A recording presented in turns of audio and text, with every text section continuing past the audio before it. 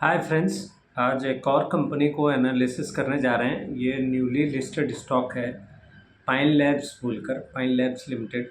और basically company जो है वो उसका बिजनेस मॉडल पहले मैं आपको समझा दूं। तो कंपनी का जो रेवेन्यू आता है वो करीब 3 जगहों से आता है। पहला है उनका पीओएस मशीन से आता है, जिसको आप अंग्रेज़ी में फुल फॉर्म में कहें तो पॉइंट ऑफ सेल मशीन होती है उनकी बेसिकली, जहाँ से उनको रेवेन्यू आता है। ऑनलाइन पेमेंट के थ्रू इनको पेमेंट आता है। जैसे आप इसको कह सकते हैं ऑनलाइन पेमेंट का सिस्टम हुआ, क्यूआर के बेसिस पे हुआ, या फिर और भी जो आईएमपीएस के सिस्टम के थ्रू पेमेंट्स आते हैं, और बिल पेमेंट का भी सॉल्यूशन प्रोवाइड करती है कंपनी। तो उसके बेसिस पे भी कंपनी को जो है बेसिकली रेवेन्यू आता है। तो पॉज मशीन के थ्रू और ऑनलाइन पेमेंट और बिल पेमेंट सिस्टम के थ्रू, और साथ ही साथ कंपनी जो है वो इशू करती है कार्ड्स, जो कि जनरली देखा ये गया है कि प्रीपेड और माने जिसमें ऑलरेडी मनी लोडेड रहता है, प्रीपेड कार्ड या गिफ्ट कार्ड कह सकते हैं, या फिर ऑफ़र कार्ड्स कह सकते हैं। इस तरीके के कार्ड इश्यूज़ करती है अलग अलग ब्रांड्स के लिए, जिसको वो अपने डिजिटल सिस्टम के साथ इनकॉर्पोरेटेड करके रखते हैं। तो बेसिकली वो पाइन लैब्स के थ्रू उस तरीके के कार्ड्स इशू होते हैं, जिन पर कंटिन्यूअसली कंपनी इशुएंस भी बढ़ा रही है, और साथ ही साथ वहाँ से उनको बेसिकली उनको एक ट्रांजैक्शनल वैल्यू पे एक परसेंटेज का इनकम जनरेट होता है। पॉज मशीन पे पर ट्रांजैक्शन के बेसिस पे इनकम जनरेट होता है, और ऑनलाइन पेमेंट्स में भी फ्रैक्शनल काइंड ऑफ सम, माने हर ट्रांजैक्शन पे कुछ एक सिस्टम के थ्रू इनको जनरेशंस होते हैं बेसिकली इनका प्रॉफिटेबिलिटी के लिए। अगर देखा जाए तो कंपनी का जो, अगर कंपनी ने बताया तो उसके दो तरीके के बिजनेसेस हैं। एक इशूइंग साइड ऑफ बिजनेस है, जिसमें कि वो कंपनी का या कह लीजिए इंडिविजुअल्स का, या फिर एक किसी माने कंपनी के एम्प्लॉयज़ के लिए, या इस तरीके से वो क्या करते हैं, अकाउंट जनरेट कर देते हैं, अकाउंट बनाते हैं, उसके तहत वॉलेट्स बनाते हैं, और वॉलेट पे जो प्रोसेसिंग होती है ट्रांजैक्शंस की, ऑनलाइन पेमेंट्स होती है अलग अलग जगहों पे, तो उस पे भी ये काम करते हैं। तो उस पे एक परसेंटेज इनको ऑनलाइन ट्रांजैक्शन पे चार्जेस के बेसिस पे मिलता है। ये एक तरीका होता है। दूसरा इनका है डिजिटल इंफ्रास्ट्रक्चर बनाकर देते हैं ये कंपनीज़ को, एक डिजिटल सर्विसेज प्रोवाइड करते हैं, पूरा सॉल्यूशन प्रोवाइड करते हैं। बड़ी बड़ी कंपनियां जो कि अपने रिटेल आउटलेट्स, जैसे मैं आपको एग्जांपल के लिए समझाऊं तो होटल्स हुआ, होटल्स के चेन पर, रिटेल आउटलेट्स पर, जहां पर आप फ्यूलिंग कराने जाते हैं, फ्यूल स्टेशंस पे, वहाँ पर आप देखेंगे पाइन लैब्स का एक पॉज मशीन होता है, जिसके थ्रू आप उनको क्यूआर पेमेंट भी कर सकते हैं, कार्ड से भी पेमेंट कर सकते हैं, एंड इवन वो इसको यूटिलाइजेशन करते हैं। तो पाइन लैब्स जो है वो बेसिकली इस तरीके के काम में इंटीग्रेटेड है, और पॉज सर्विसेज प्रोवाइड करता है, ऑफर्स करता है, कैंपेन्स करता है, जिसके थ्रू उसको क्लाइंटेल मिलता है, और अपने जिनके साथ उनका टाई अप होता है उनके थ्रू भी वो बहुत सारे कैंपेन्स करते हैं, और उसके थ्रू भी इनको रेवेन्यू आता है। तो बेसिकली डिजिटल जो इंफ्रास्ट्रक्चर है इनका, वहाँ से 70% का रेवेन्यू आता है, और issuing side of the business से 30% के आसपास का रेवेन्यू आता है। रेवेन्यू मिक्स अगर जोग्राफिकली देखें तो 85% रेवेन्यू जो है वो इंडिया से आता है, 15% जो है वो इनका एक्सपोर्ट मार्केट से आता है, बाहर से, आउटसाइड इंडिया से इनका 15% का रेवेन्यू आता है। तो कंपनी जो है बेसिकली, कंपनी का ये बताना था कि रेवेन्यू मॉडल के तहत अगर Q1 और Q2 को देखा जाए तो वो उनके वीकर सेक्शन होते हैं, वीकर क्वार्टर्स होते हैं। रिलेटिवली 3 और 4 पर ज़्यादा सेल और ज़्यादा रेवेन्यू जनरेट होता है, तो वो ज़्यादा इंटरेस्टिंग होता है उनके लिए। कंपनी बेसिकली जो है, अगर देखें इसको, तो कंपनी का कुछ एक इश्यूज़ जो कि बात उठ कर आई, और कंपनी ने कॉन कॉल में अपनी तरफ से सामने से उस चीज़ को पहले ही काउंटर किया, कि देखने में ये आया कि इनके जो पॉज मशीन्स हैं उनकी सर्विसेज प्रोवाइड करने वाले जो बंदे हैं, या फिर जो इंजीनियर्स हैं जो ऑन ग्राउंड पे वर्क करते हैं, उसमें कंपनी ने काफ़ी कटौती की है कह सकते हैं, या फिर वो उनकी संख्या बढ़ा नहीं रहे। तो कंपनी का हेड काउंट जो है वो करीब करीब 4 साढ़े 4 5,000 के अराउंड है, और जिसमें से 1000 जो है इनके पास इंजीनियर लेवल के लोग हैं, जिनको इन्होंने अपनी कंपनी में इनकॉर्पोरेट कर रखा है। तो इनकी कोशिश ये है कि ये नंबर को हम आगे जाकर और नहीं बढ़ाने वाले, ऐसे ही रहने वाला है। और इनका ये कहना है कि हम पॉस्ट बिजनेस पे जो हमारी हाई माने उस पे ज़्यादा रिलाई करते हैं हम, उसको हम कम करने की कोशिश करेंगे। उस पे रिलायबिलिटी हम कम करेंगे पॉज़ मशीन के बिज़नेस पे। हालाँकि अभी करीब 29% के आसपास का बिज़नेस का रेवेन्यू जो है वो पॉज़ मशीन के थ्रू आ रहा है। तो उनका कहना है कि हम उस पे रियलाइज़ेशन कम करेंगे, बल्कि हम जो अपना वैल्यू एडेड सर्विसेज़ और अफोर्डेबिलिटी वाला सर्विसेज़ है उसको बढ़ाएँगे। इवन जो इशूइंग ऑफ कार्ड्स और इस तरीके के जो सर्विसेज़ हैं उनको भी एनहांस करेगी कंपनी।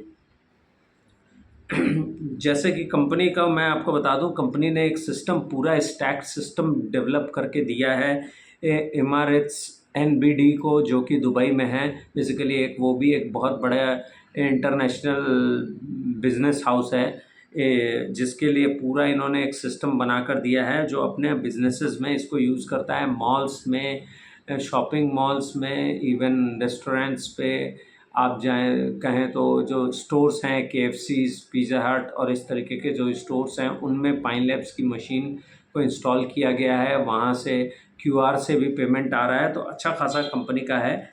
और एक्सपोर्ट मार्केट में अगर कहें तो इमारत एनबीडी के लिए इन्होंने पूरा एक सिस्टम बनाकर दिया है जिसके तहत वो काम करते हैं और उस पूरे सिस्टम को यूटिलाइज़ करते हैं। सेम उन्होंने सिस्टम बना कर दिया है फिलीपींस में, जी कैश बोल कर एक कंपनी है उसके लिए, और मलेशिया में CIMB है एक कंपनी, उसको बना कर दिया है। तो कंपनी इस समय साउथ ईस्ट एशिया में जो है वो एक्सपैंड करने की कोशिश कर रही है और अलग अलग जगहों पे कोशिश कर रही है। कंपनी का साथ साथ एक ऑनलाइन पेमेंट ऐप भी है, गेटवे, जिसके थ्रू वो पेमेंट लेते हैं, जिसको प्यूरल बोलते हैं। ये इन्होंने मीशो, मंत्रा, इवन आपका बिग बास्केट, स्विगी और आपका ये लेंसकार्ट है, और इंटरनेशनल अगर ब्रांड्स की बात करें तो एप्पल के जो मोबाइल रीसेलर्स होते हैं उनके साथ, क्रेड के साथ, क्रेड मनी है एक कंपनी, उसके साथ, और इवन जो आपका ये सैमसंग है, सैमसंग के साथ भी इनका टाई अप है। तो बेसिकली कंपनी जो है इस समय कर क्या रही है, इन कंपनियों के साथ उन्होंने टाई अप कर रखा है और उनके एम्प्लॉयज़ और उनके जो भी लोग हैं उनको वो बेसिकली जो इंसेंटिवाइजेशन होता है कि आप जो लोग काम करते हैं उनको अलग से एक गिफ्ट कार्ड दिया जाता है कि जैसे मैंने आपको, किसी कोई एम्प्लॉय काम कर रहा है उसको अगर महीने में 1000 रुपये हमको गिफ्ट कार्ड के रूप में देना है, या उसके कार्ड में हमको उसको पॉइंट्स बढ़ा देने हैं, तो वो ऑटोमेटिकली जनरेट करते हैं वो लोग। बाकायदा एक सिस्टम होता है जिसके थ्रू उस बंदे के पास वो कार्ड रहता है, उसमें वो गिफ्ट पॉइंट ऐड कर दिए जाते हैं जिसको वो अपने किसी भी काम में या कहीं पे भी खर्चा कर सके। तो उस तरीके की चीज़ होती है। तो ये बाकायदा इसका पूरा एक गेटवे इन्होंने बनाया है। कंपनी अब कोशिश ये कर रही है कि कंपनी एक नई टेक्नोलॉजी बनाने की कोशिश कर रही है जिसको कहते हैं टैप टू पे। माने टैप करके आप, माने सिर्फ आपको कार्ड आप लगाएंगे और उसके थ्रू पेमेंट हो जाएगी। आपको ना कार्ड नंबर, ना CVV नंबर, ना OTP, कुछ नहीं देना होगा। इस तरीके की टेक्नोलॉजी पे डेवलपमेंट पे काम कर रही है कंपनी, और कंपनी ने इस टेक्नोलॉजी को पेटेंट कर लिया है बेसिकली। तो कंपनी एक क्विक तो ये एक नई चीज़ है जो कंपनी ने इस क्वार्टर के अपने कॉन कॉल में एक्सप्लेन किया बिज़नेस में, कि वो आने वाले समय में अगर देखा जाए तो इस चीज़ को इनकॉर्पोरेट करने की कोशिश करेंगे। कंपनी का जो एक और है क्विक सिल्वर बोलकर, क्विक क्लिवर बोल के एक इनका जो है पाइन लैब्स ने बनाया है, जिससे कि ये इशू करते हैं कार्ड्स और सिस्टम्स। और दुनिया भर में करीब 18 एयरलाइन कंपनीज़ हैं जिसके लिए पाइन लैब्स काम करता है। इंडिया में ये स्पेशल प्रोजेक्ट कर रहे हैं with air India. Air India के जो टिकटिंग होती है या ऑनलाइन प्लेटफॉर्म है, उसको बाकायदा पूरा पाइन लैब्स उन्होंने बना कर दिया है, और किसी का कोई भी टिकट बुकिंग या रिफ़ंड, और इवन इसका एक प्रेजेंटेशन उन्होंने कॉन कॉल में भी दिया, जिसके थ्रू ये वो बता रहे थे कि हमने कितना इसको सहज कर दिया है और आने वाले समय में इसको हम इम्प्लीमेंट करेंगे और भी जगहों पे, अलग अलग बिजनेसेस में अलग अलग तरीके से। कंपनी के रिजल्ट्स को जब मैं देख रहा था, फिनेंशियल्स की बात कर लेते हैं, तो कंपनी का जो फिनेंशियल्स देखने में आया तो कंपनी के ऊपर डेट बहुत ज़्यादा था। 1008 करोड़ का डेट था उनको पिछले क्वार्टर में। अब करीब करीब 858 करोड़ का डेट दिख रहा है इस समय। कंपनी का जो IPO से प्रोसीड आया है उससे वो कोशिश करेंगे इस डेट को कम करने की, क्योंकि डेट इनका बहुत ज़्यादा हो गया है।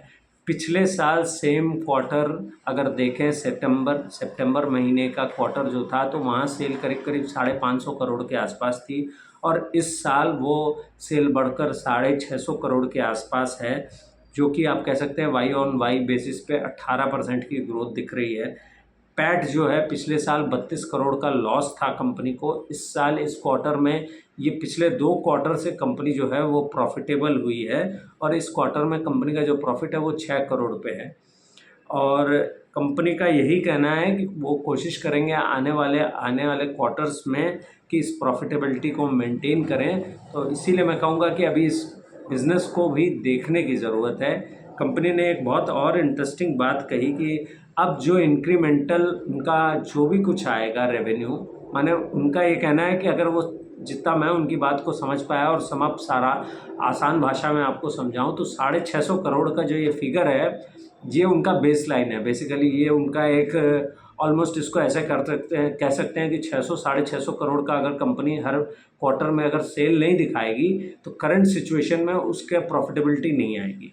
कंपनी का ये कहना है कि हम अपने कॉस्ट इफ़ेक्टिवनेस को यूज़ कर रहे हैं, हमने हायरिंग को धीमा कर दिया, हायरिंग हमको नहीं करनी है, हम अपने कॉस्ट कटिंग कर रहे हैं, हमने अपने खर्चों को कम किया है, तब जाकर ये प्रॉफिटेबिलिटी आपको दिख रही है। आने वाले समय में यहाँ से वो उम्मीद कर रहे हैं कि 18 से 20% की ग्रोथ दिखेगी बिज़नेस में। और वो ये मानकर चल रहे हैं कि हर 100 रुपये की जो रेवेन्यू बढ़ेगा उस पर करीब 55 से 57% का इबिट्टा में वो ट्रांसफॉर्म होगा। माने अगर कहें तो ऊपरी लेवल पे जो भी कॉस्ट कटिंग है या कॉस्ट के जो एक्सपेंसेस है अगर उसको बाद दे दिया जाएगा तो 43 रुपये का कॉस्ट आएगा और 57 रुपये इबिट्टा पे, और प्रॉफिट बिफोर टैक्स पे वो ये कह रहे हैं कि करीब 45 से 55 रुपये के बीच में कहीं वो फिगर आएगा। 40 तो एक बॉलपार्क फिगर उन्होंने किया है। अब आने वाले क्वार्टर्स में ये देखना होगा कि वो वाकई ये बात ट्रांसलेट होती है कि नहीं, क्योंकि अगर रेवेन्यू को अगर देखें तो 650 से 18% अगर रेवेन्यू बढ़ना है तो it is almost like somewhere around करीब मैं कहूँगा 900,000 करोड़ का इनका 90 से 100 करोड़ का इनका रेवेन्यू बढ़ना चाहिए यहाँ से। ऑलमोस्ट इसको आप ऐसे पकड़ लीजिए कि 700-750 के आसपास का रेवेन्यू बने और साथ ही साथ प्रॉफिटेबिलिटी में वो चीज़ एक्सपोनेंशियली बढ़े। एक्सपोनेंशियली बढ़ने का जैसा कि इन्होंने बॉलपार्क फिगर मार्क दिया है, तो अगर मैं इसको कहता हूँ तो यहाँ से प्रॉफिटेबिलिटी कम से कम 40-50 करोड़ बढ़ती हुई दिखनी चाहिए। अगर वो जो बात कह रहे हैं कि मैंने अगर 100 करोड़ की सेल बढ़ रही है उस पर हमारा 45%, तो 40-45 करोड़ का प्रॉफिट बढ़ जाएगा। ये थोड़ा सा उन्होंने एक फिगर दिया है, ये रिफ्लेक्ट होगा तो अगले क्वार्टर में समझ में आएगा, तो वो देखने वाली बात होगी। ये एक नई कंपनी थी, मैंने इसका एनालिसिस किया, कोई बाई सेल की रिकमेंडेशन नहीं है। आप कंपनी को एनालाइज करें और देखें कि कैसा क्या रिजल्ट करती है आगे। तो ये गाइडेंस है कंपनी की तरफ से। कंपनी बेसिकली ये बता रही है कि ऑपरेटिंग लेवरेज कंपनी को कंटिन्यूअसली आगे मिलता जाएगा और उनका ये जो कॉस्ट पे कंट्रोल है वो ज़बरदस्त है और वो इसको कंटिन्यू करने वाले हैं। आने वाले कई क्वार्टर्स में वो एक्सपेक्ट कर रहे हैं कि 18 से 20% की उनको सेल में ग्रोथ दिखती जाएगी और वो रिफ्लेक्ट होगी उनके प्रॉफिटेबिलिटी पे। उम्मीद यही है कि अगर ऐसा होता है तो कंपनी धीरे धीरे अपने डेट के पोर्शंस को कट करेगी और नए एक्विजिशंस की तरफ देखेंगे। तो देखना होगा अभी, हालांकि ये सारी चीज़ें अभी बहुत ही नेसेंट स्टेज पे हैं, बहुत शुरुआती स्टेज पे हैं। देखना होगा कंपनी अगले क्वार्टर में कैसा क्या करती है। Thank you so much.